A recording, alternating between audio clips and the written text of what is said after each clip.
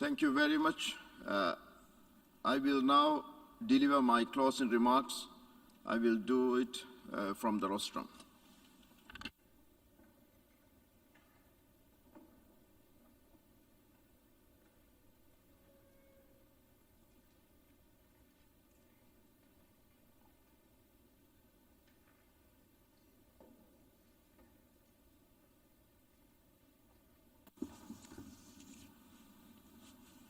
Bismillah ar-Rahman ar-Rahim.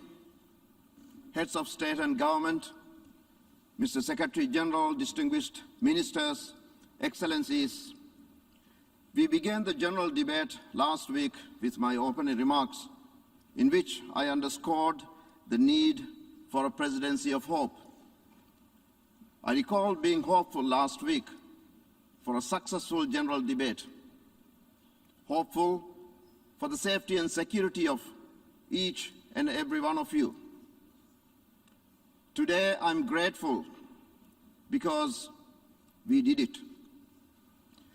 The United Nations has taken its biggest, boldest step yet to emerge from the pandemic. Excellencies, none of this would have been possible without each of you and without the support of so many.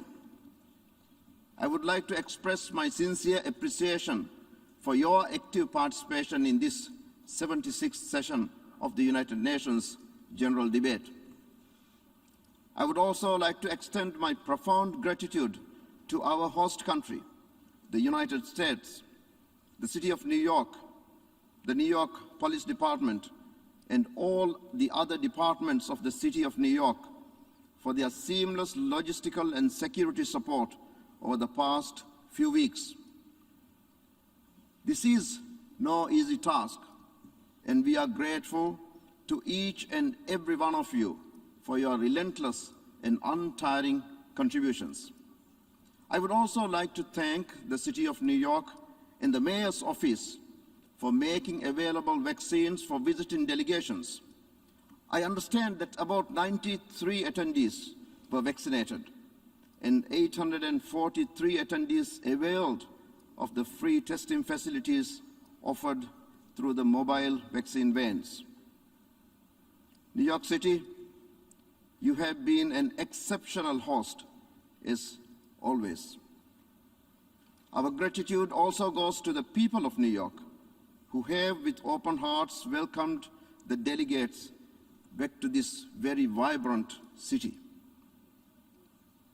Allow me to also thank our colleagues across the UN Secretariat, and in particular the Department of General Assembly and Conference Management, Department of Operational Support, Protocol, Security and Facilities Management, who have relentlessly provided us with countless hours of essential support on everything from photography to videography, from interpretation to health, and from diplomatic protocol to medical advice and security.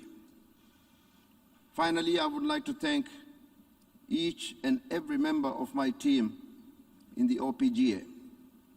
We come from over 30+ nationalities and have found a vibe that will keep us spirited to deliver on the year-long agenda that we set for ourselves. It was a tremendous task to organize a high-level week of this magnitude amidst a global pandemic.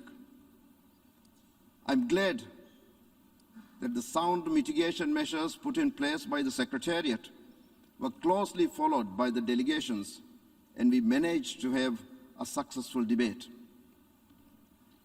Excellencies, success this past week demonstrates that mitigation measures combined with high vaccine rates do indeed work. We must build upon this success and continue momentum. Going forward for the upcoming committee session, I want to inform you that with the cooperation of the Secretariat, a decision has been taken to increase the size of the delegations to 1+3 in the GA Hall and 1+1 in the combined conference rooms 1, 2, and 3 In addition, the Secretariat is making available the Trusteeship Council Chamber and Conference Room 4 with limited seating and interpretation. Conference Rooms 9, 10, 11, and 12, and alphabet rooms with limited seating but without interpretation facilities will also be made available. Excellencies, the honor system that I had announced in my letter dated 16 September continues. Reopening the General Assembly is indeed a success in times like these. Yet our true measure of success remains our willingness and ability to engage in dialogue and to put our faith in the multilateral system. In that regard, I would like to thank all the leaders who candidly laid out the challenges that we confront and have called for action.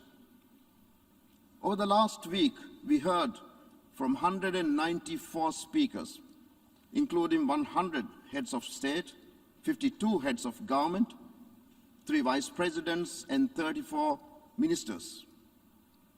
I myself held discussions with close to 70 heads of delegations of all levels. I trust you are as encouraged as I am by the strong showing of our return to in-person diplomacy. We were all glad to see the halls and cafeterias of the United Nations filled with dialogue, with debate, with laughter, and with compromise. This is the United Nations.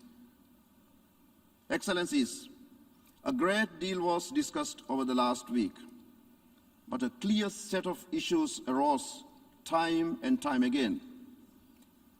COVID-19, including both the recovery process and the need to expedite access to vaccines, the threat of climate change, the dangers of inaction and the need for success at COP26, and peace, security, and the risks of instability.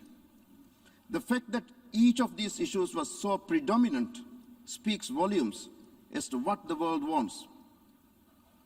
It is now for us and that of the United Nations system to address these demands and to do so in a manner that turns every challenge into an opportunity to strengthen multilateralism and deliver results on ground. There is no time for complacency. The world is demanding more action and not less. Excellencies, another issue that was spoken about at length and which was sadly on display was the deeply poor gender representation at the highest levels of our work. Only 18 of the 194 speakers this year were women. Colleagues, we must do more. I've already held a dedicated discussion with female heads of state and government, as well as the European Union, on how to boost gender equality. I thank those leaders who shared their thoughts and reaffirm my commitment to taking forward this advice with concrete action.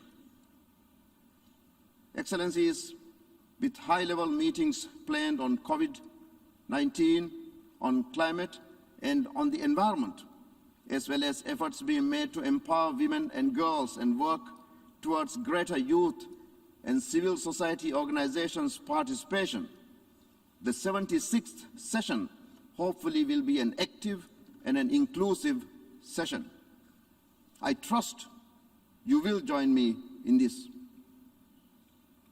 Allow me to point to 2 truths that were on display this past week, which I hope you will take with you as we leave. First, we all share the same concerns and the same unwavering commitment to overcome obstacles. However much we may disagree on tactics, our end goal is very much the same. And second, multilateralism is indeed alive and well. The fact that so many have come, have spoken, have engaged, have deliberated and have argued is a sign of a world that continues to believe in dialogue and diplomacy, and that reposes its faith in a United Nations that is able and ready. Let us derive our hope from these truths and work with a sense of responsibility and determination for the rest of the 76th session. Excellencies, I thank you.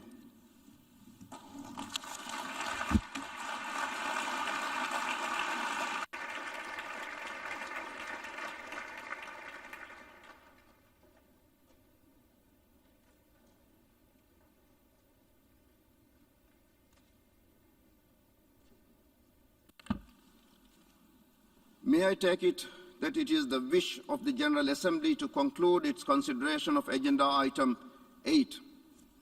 It is so decided. I would like to inform members that the program of work of the plenary will be made available on the website of the 76th session of the General Assembly on the meeting schedule and published in the journal. Delegations wishing to be inscribed on the list of speakers of plenary meetings of the General Assembly are kindly requested to do so through the e-delegate portal. The meeting is adjourned.